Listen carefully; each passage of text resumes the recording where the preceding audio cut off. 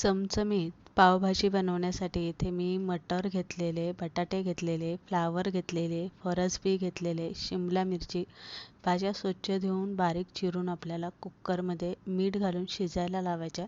भाजी शिजायला लावलेली 2 पळ्या तेल घालायचे. बारीक चिरलेला कांदा आपल्याला यामध्ये तेलामध्ये चांगला परतून घ्यायचा. नंतर 1 चमचा आलं लसणाची पेस्ट आपल्याला यामध्ये घालायची.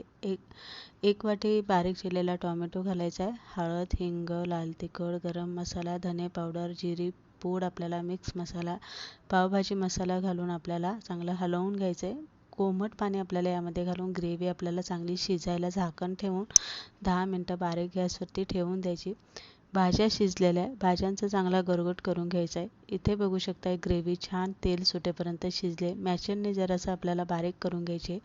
अर्धी वाटी मी इथे फ्रोझन कच्चं मटार इथे घालून घेतलेले म्हणजे भाजीला चांगली टेस्ट येते आणि छान दिसते. एक उकळी काढून घ्यायची. छान भाजी